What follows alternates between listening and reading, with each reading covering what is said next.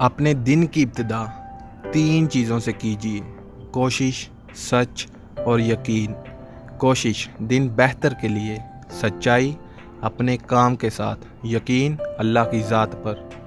بدلتی ہوئی چیزیں اچھی ہوتی ہیں، مگر یقین کیجیے بدلتے ہوئے اپنے بہت تکلیف دیتے ہیں۔ ہجوم کے ساتھ غلط راہ پر چلنے سے بہتر ہے کہ آپ تنہا ہدایت راہ پر چل پڑیں۔ کبھی ماں باپ یاد آئیں تو بہنیں بھائی مل کر بیٹھا کرو۔ کسی کے چہرے پر ماں مسکراتی نظر آئے گی اور کسی کے لہجے میں باپ۔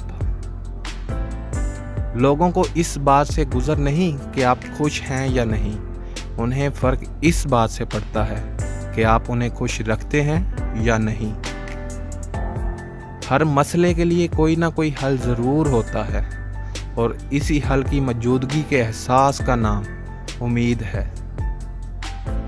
جھوٹ اس لیے بھی بک جاتا ہے کیونکہ سچ کو خریدنے کی اوقات ہر کسی کی نہیں ہوتی۔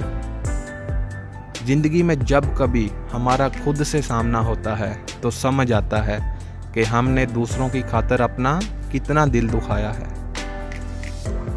پہلے کے مسلمان اسلام کے مطابق زندگی گزارتے تھے، اور آج کے مسلمان اپنی مرضی کے مطابق اسلام کو چلاتے ہیں۔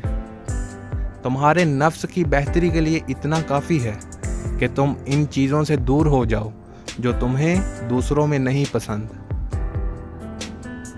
شخصیت میں عاجزی نہ ہو تو معلومات میں اضافہ علم کو نہیں بلکہ تکبر کو جنم دیتا ہے۔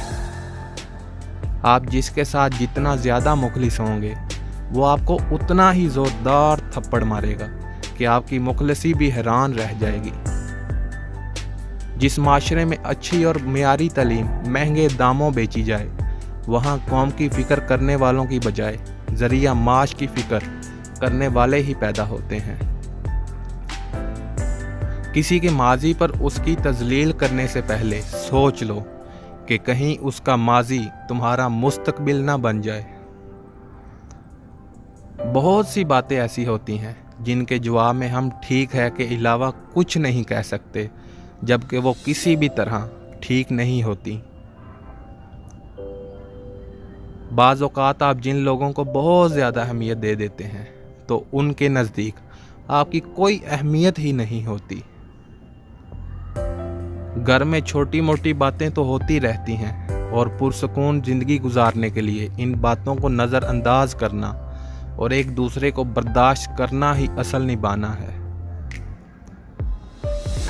رشتے موتیوں جیسے ہوتے ہیں، اگر گر بھی جائیں تو ذرا سا جھک کر اٹھا لینے چاہیے۔ اپنی غلطی تسلیم کرنا دراصل خود کو انسان ماننا ہے، کیونکہ وہ صرف شیطان ہے جس نے آج تک اپنی غلطی تسلیم نہیں کی۔